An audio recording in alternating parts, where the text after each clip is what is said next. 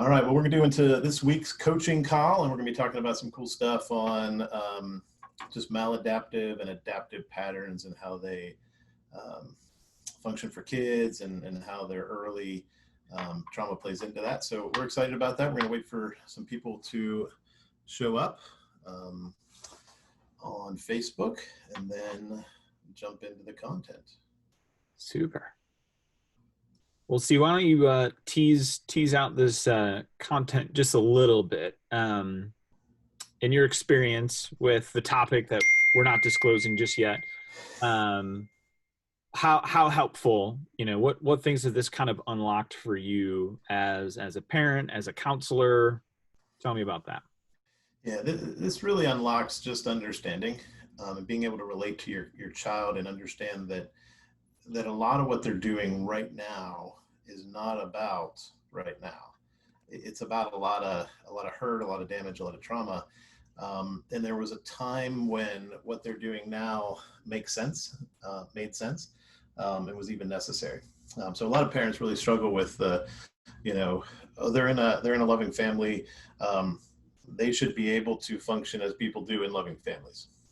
And unfortunately, that's just not true for these kids because they've just learned, so much from, just being in a really chaotic, traumatic environment. So to me, it's really just an eye-opening kind of experience to really relate to it in the way we're going to talk about today for parents. So that's good. That's really good. Yeah, we've been doing stuff on dance for quite some time, and just all the different applications that it has. And so, what for you, in the midst of everything that's happening in the season of life and the craziness that's been going on, like how?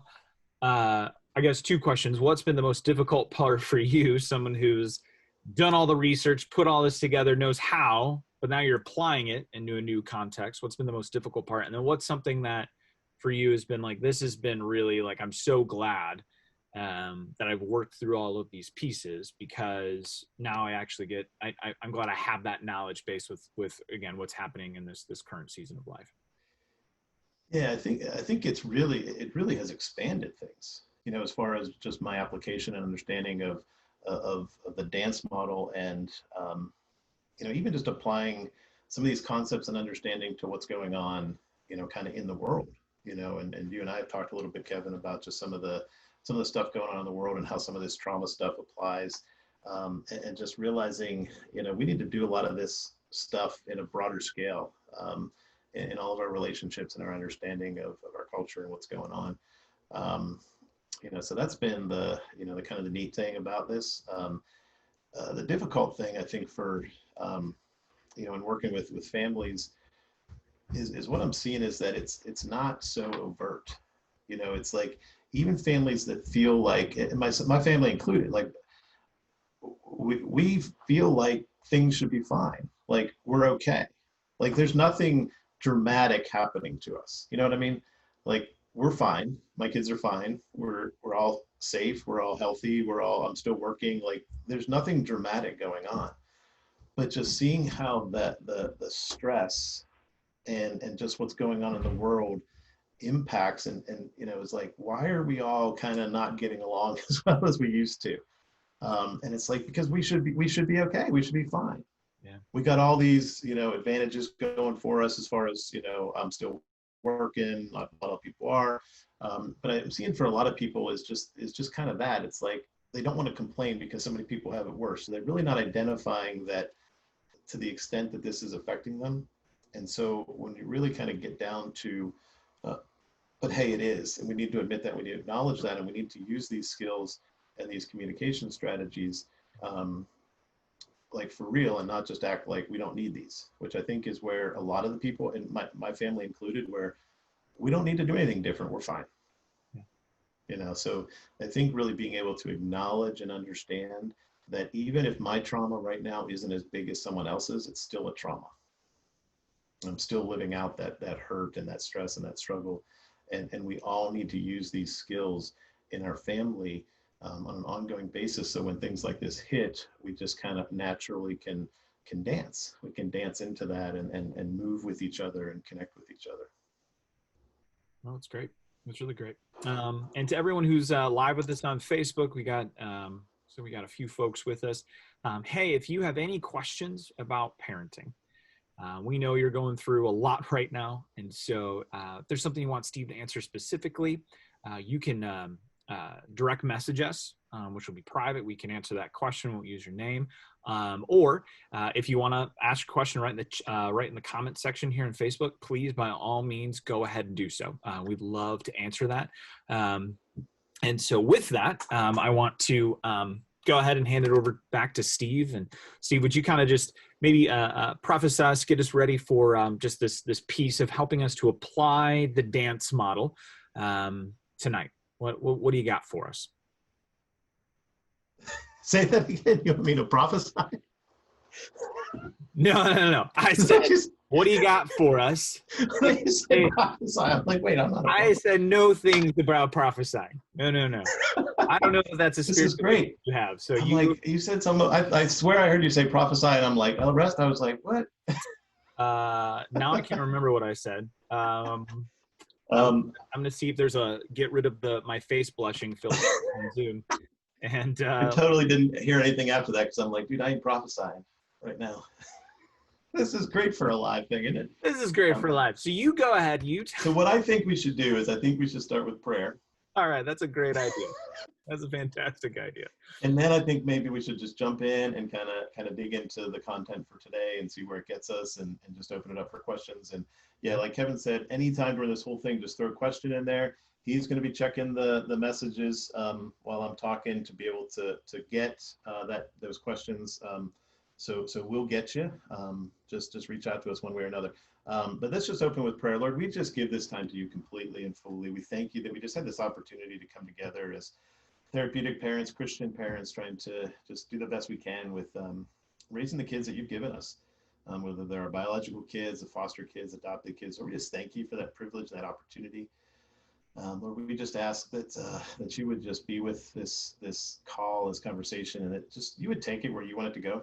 Lord, we pray that each person that does show up live with us, that they would be blessed through this. And Lord, we just pray that you would cover this call and that you would just allow people to hear what they need to hear and allow us to get to the content that people need to hear and just to get the help that they need. Lord, we just thank you for that. In your son's name, amen. Amen. All right, I'm going to share my screen and we're just going to go through the content for today and kind of talk about something that might help y'all with the dance model. I need to get to the right screen here so I can move forward. Okay, so we are all, most of us that are here, are parenting traumatized children during a pandemic. We're in the midst of a trauma, parenting traumatized kids. So we have increased powerlessness. We have, for both you and your kids, just increased powerlessness, and this just doesn't make a lot of sense. So powerlessness is always increased when what we're going through just doesn't make sense and we can't really rationalize it in a lot of ways. Therapeutic parenting strategies, like what we're going to talk about today, are even more important. And no matter what you think about what's going on with the virus, we all have to acknowledge how this is impacting our kids and take action. As we were talking about just in the intro, we were getting ready to start, is just understanding that this is impacting us whether we realize it or not, and we need to realize it and take action. So the things that stand out to me that a lot of kids are struggling with is just the isolation. Even now, where things are open up more, they're still feeling some of that because they've just been away from the structure and school and things like that for so long. And that just impacts vulnerable kids so much more. As we're moving into fall and we're looking at possibly for a lot of us, more absence from school, just that lack of in-person schooling. Some kids just can't handle this. Some kids really struggle with that, and it's really going to put a lot on your plates as parents. And so the skills that you're going to learn tonight hopefully will help that. The stress, the fear, it's real for all of us, but so much more for people who have gone through trauma. And so we need to recognize that, and that our kiddos that have been through a lot in their life just can't adapt to this anywhere near as well as we can. And I think we also have to acknowledge that we're probably not adapting to it as well as we think we should. So that's going to lay that out. So most of you that are on here have some familiarity with the dance model. If you have downloaded our free ebook, that's great. I hope that that's been a blessing to you. If you've been able to get the dance course, which we offer at whatever you can afford, that course that goes along with that, I hope some of you have gotten that.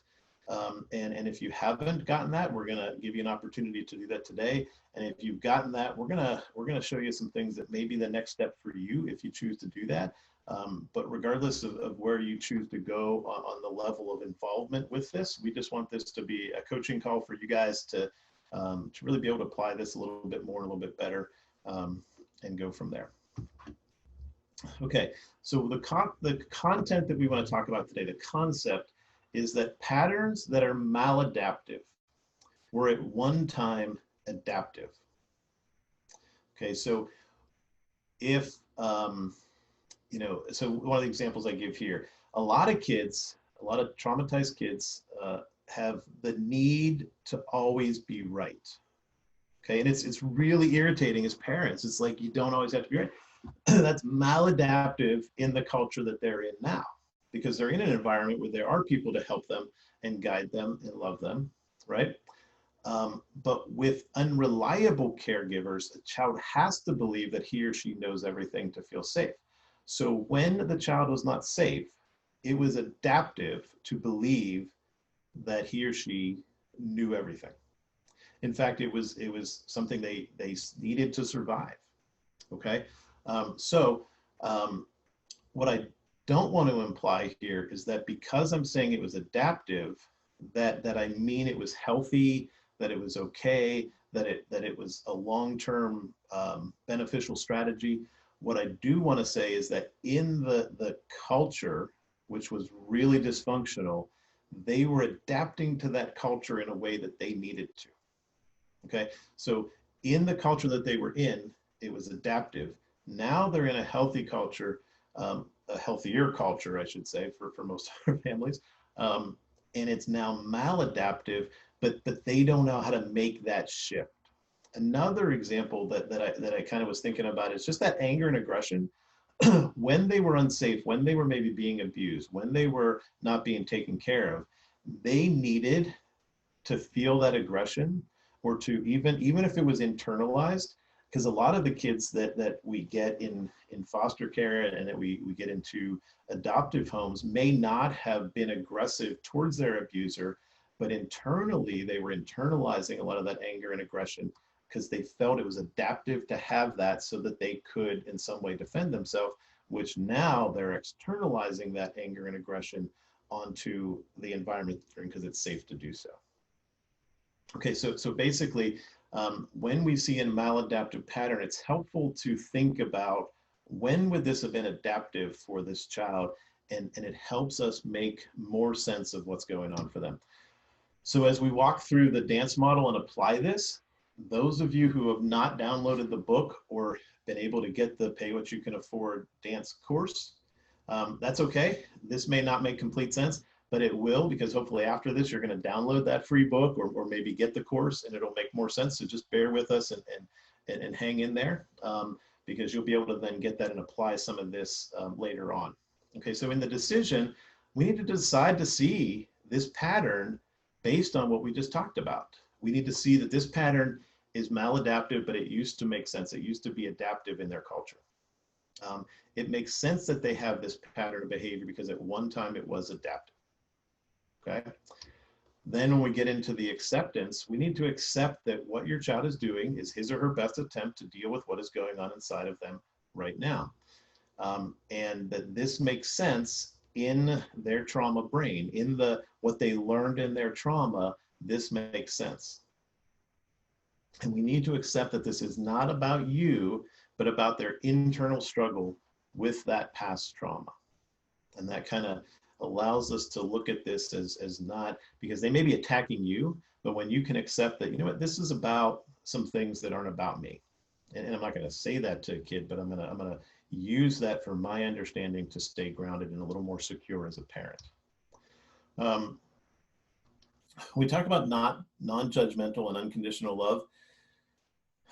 It's real easy, and I think we all do this on so many ways and on so many different layers in our life. And this is maybe think about this afterwards, just in general. But we need to not judge them based on the current environment or culture that they live in, because that's not where the pattern is rooted. Right? How often do we judge people or things or events based on our frame, our understanding, our current culture that we're in, instead of saying, well, where is this rooted for this person? Where did this begin for them? And I bet if we figure that out, we're going to find a place where it made sense.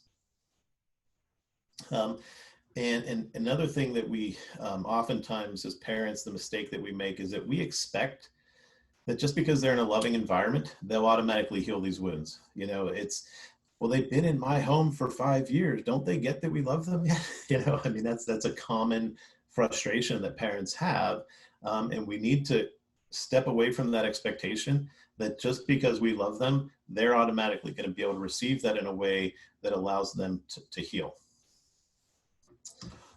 Empathy. We need to be able to just be able to sit with the sadness that it is sad. It is really profoundly sad that this was adaptive at one point in their life. Think about the pattern of behavior that's going on for them, and then just sit and reflect for yourself to develop that empathy. Wow, what must have been going on? And for a lot of our kids, if they were in, you know, a birth home, and they came out of that very young, they may not have memories of it. We may not have information about that. If they're your biological kids and they were going through something that maybe you weren't even aware of at school, or they went through some trauma, just sit and reflect with that, whatever it was that made this adaptive, and get a deeper understanding of that. And be able to say things like, I'm so sorry that you had to rely on yourself when you were so little, as opposed to something like telling them they don't have to do that anymore, because they need to come to that conclusion.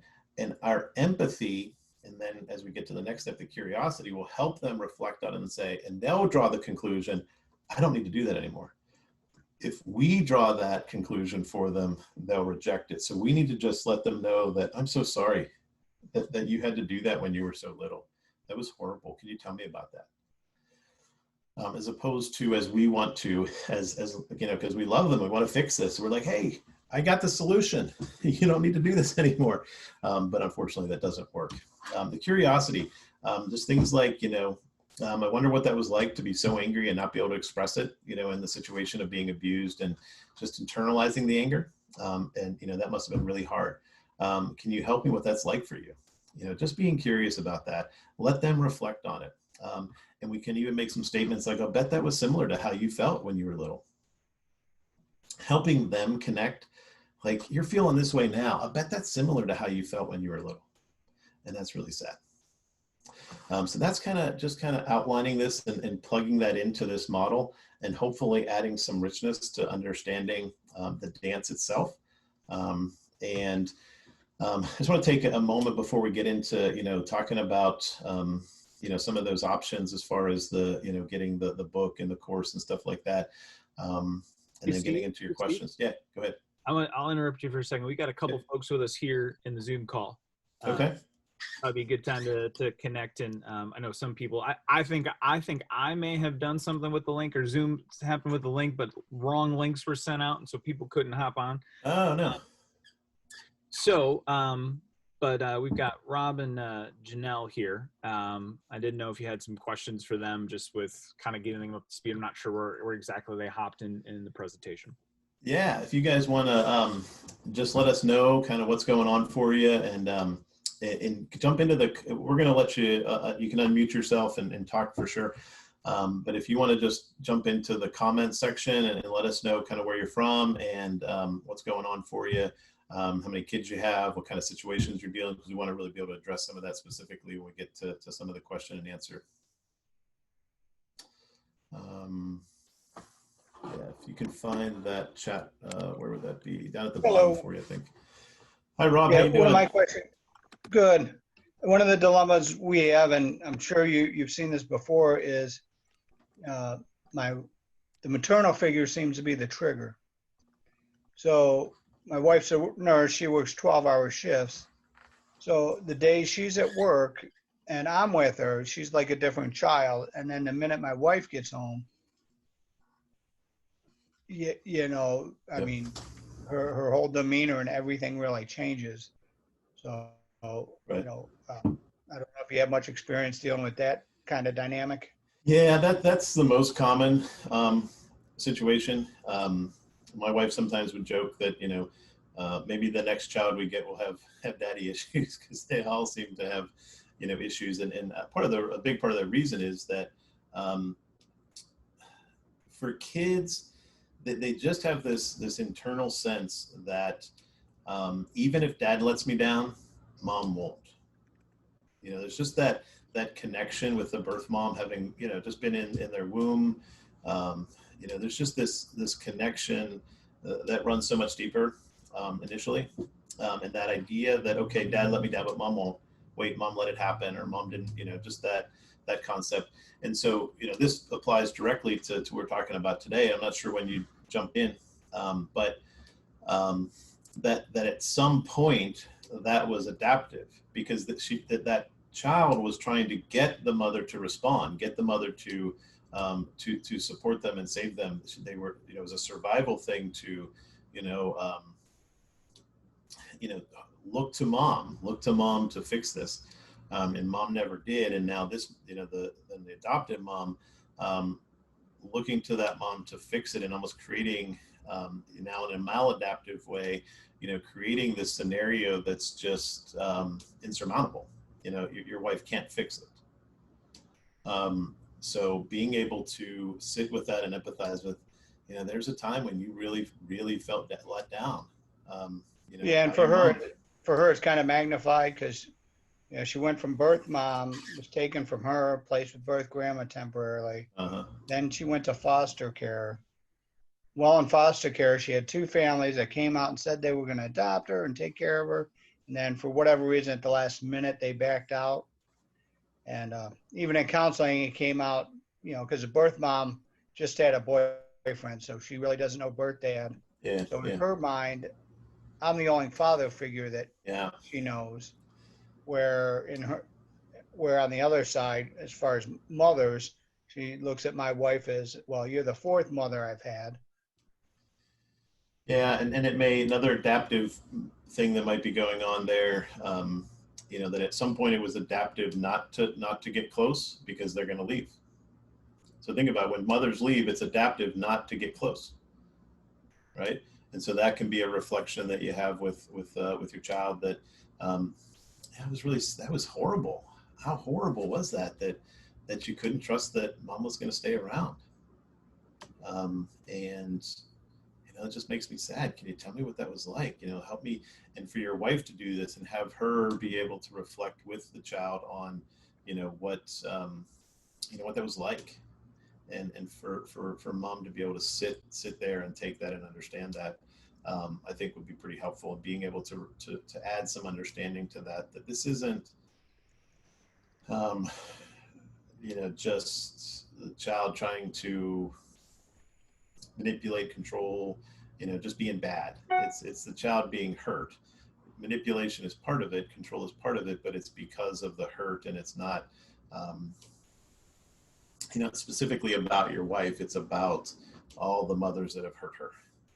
So, yeah, it's very, very common issue. Yeah, and like you said, I've experienced the same thing, like with the they know it all mentality. Like, no matter what my wife tells her to do, she'll do the complete opposite. Right. Yep.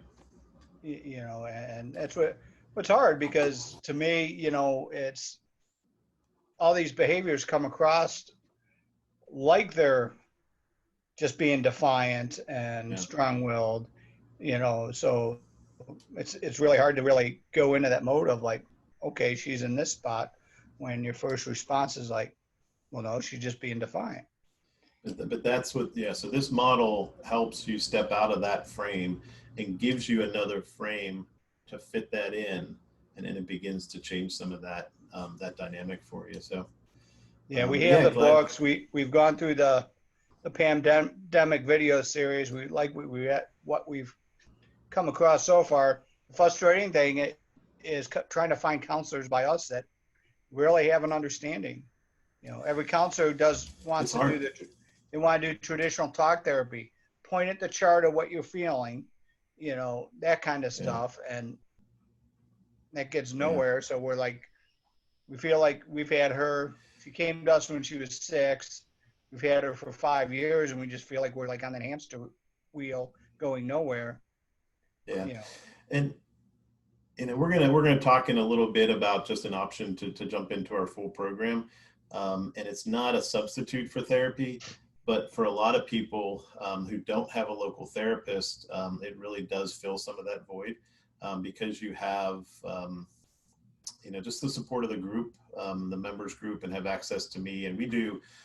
So in the comprehensive program, we do weekly coaching calls that you can come on and essentially get some real time kind of help, almost like you would in counseling. So we're really trying to form our program not as just some helpful courses that we can send you, but really the full service real time support that folks like you need, because even in this area, I can only take so many clients, and there really is only 1 or 2 people that I feel like I can really refer to. Well, that's what I was going to ask, because I'm in Cleveland, so I looks like you guys are in Pittsburgh area. I'm like, well, shoot, I drive 2 hours if it's going to get a counseling, but I don't know how that would work if you take more patients or.